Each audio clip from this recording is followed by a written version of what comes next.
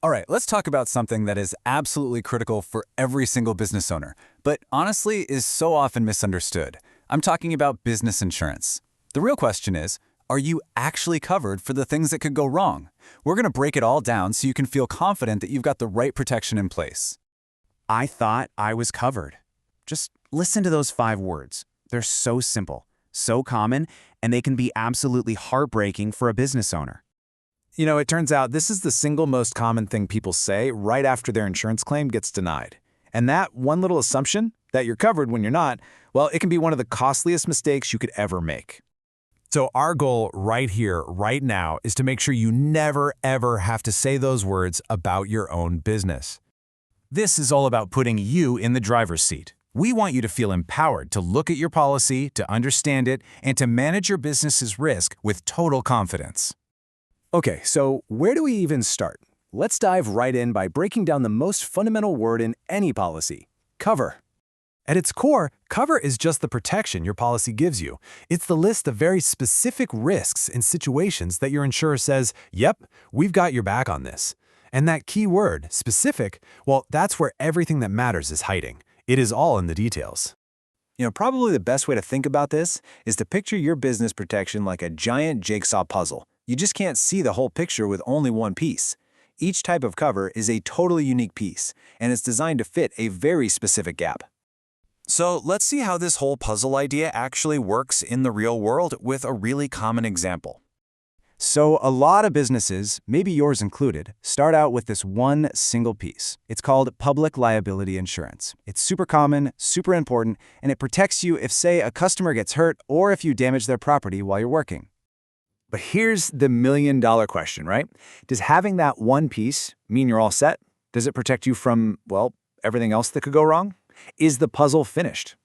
And wow, this slide just lays it all out perfectly. See, on the left, it covers a customer tripping in your store. Fantastic. But look at the right side. Look at what it doesn't cover.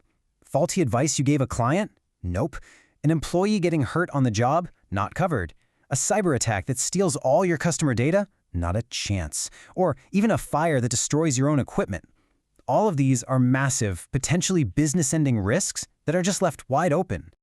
So the big lesson here is this: having one type of insurance, even a really important one, does not mean you're fully protected. Different risks need different, specific pieces to complete that puzzle. So the next logical question is, how do you finish the puzzle? Well, let's take a look at some of the other essential pieces you might need to build out that complete picture of protection. Think of this as your puzzle piece checklist. Every single item here, from professional indemnity, which is all about the advice you give, to cyber liability, which protects your data, is a specific cover designed to plug a unique hole in your business's defenses. Let's just break down a few of the most common ones.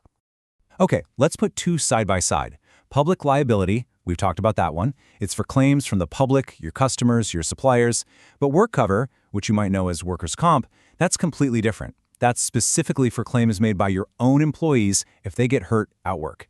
Two totally different groups of people, which means you need two different policies. Now here's a really modern one. Business property insurance protects your physical stuff, your building, your computers, your inventory. But, as we all know, so much of business is digital now. That's where cyber liability comes in. It protects your digital assets, your customer lists, your data, your systems. Without it, a single data breach could literally cripple your company with fines and recovery costs. And finally, think about what your business actually does. Do you sell your expertise, or do you sell physical things? If you provide services or advice, like a consultant, an architect, an accountant, you need professional indemnity. That covers you if a client loses money because of a mistake you made.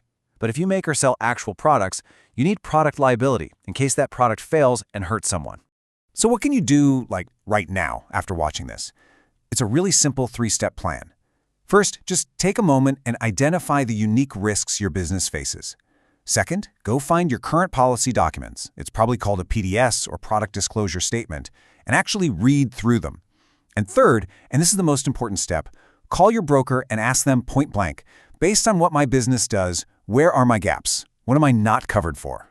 You see, the big takeaway here is that you don't need to become an insurance expert. You don't have to be a guru. You just need to be an expert in your own business so you can ask the right questions and make sure your puzzle is complete. And that really leaves us with one final crucial question for you to think about. Looking at your business right now, which piece of your protection puzzle is missing?